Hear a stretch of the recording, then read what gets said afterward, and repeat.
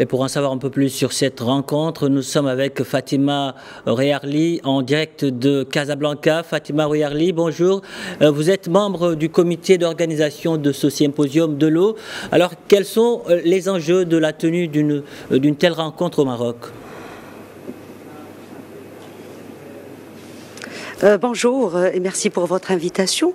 Le symposium de l'eau tenu aujourd'hui a pour but principal le partage à propos de l'efficacité et du contrôle hydrique.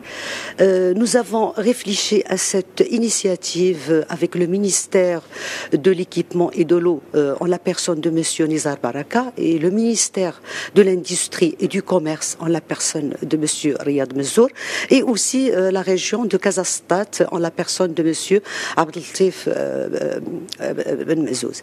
Donc, on voulait réunir en fait les professionnels qui sont des utilisateurs d'eau. Parce qu'il ne faut pas oublier que le Maroc est un pays semi-aride. Et donc, cette alternance d'années de sécheresse aujourd'hui devient de plus en plus suivie. Et donc, l'eau devient de plus en plus rare. Et comme nous l'avons tous constaté, il y avait certainement pendant les derniers mois un problème d'énergie, un problème de gasoil, un problème de gaz.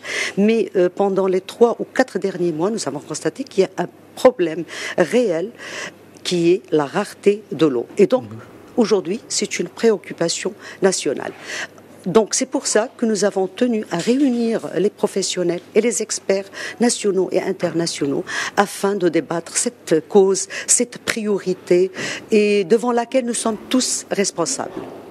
Alors, vous l'avez dit, au Maroc, cette année, le ciel a un peu ouvert ses vannes. Les principales retenues d'eau ont également atteint un niveau de remplissage historiquement bas. Que vous évoque alors le plan national de l'eau élaboré par le gouvernement pour faire face au stress hydrique ?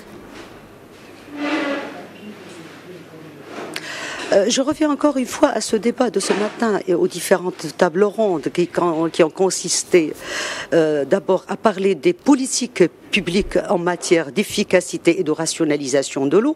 Nous avons parlé aussi des partenariats publics-privés et nous avons parlé des bonnes pratiques en matière de la gouvernance et de la gestion de l'eau.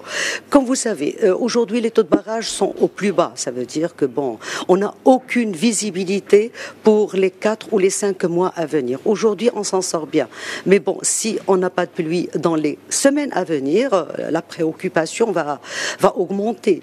Et donc, l'implication aujourd'hui, c'est une application de tout le monde. Tout le monde est concerné, et le gouvernement, et les citoyens, et les opérateurs surtout.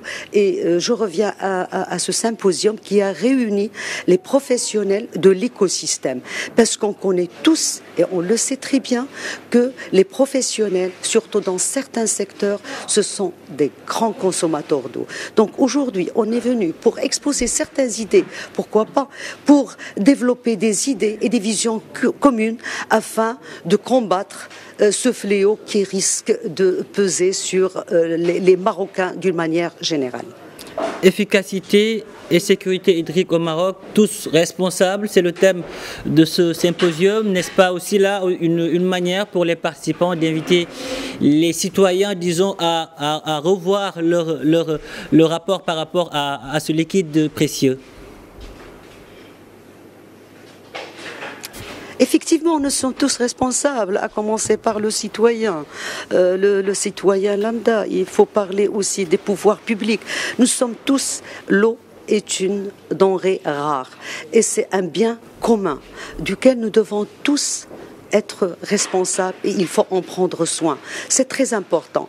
Donc, la portée de ce symposium aujourd'hui est de lancer le débat. Et un débat pas seulement au niveau du Grand Casablanca, mais un débat au niveau national. Pourquoi pas?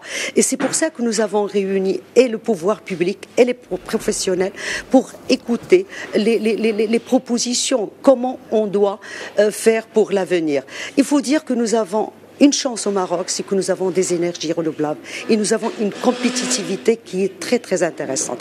On a cet atout aujourd'hui, mais il ne faut pas se contenter de dire on a les énergies renouvelables, on peut compenser. Non, il faut aller vers l'avant. Il faut profiter des expériences étrangères.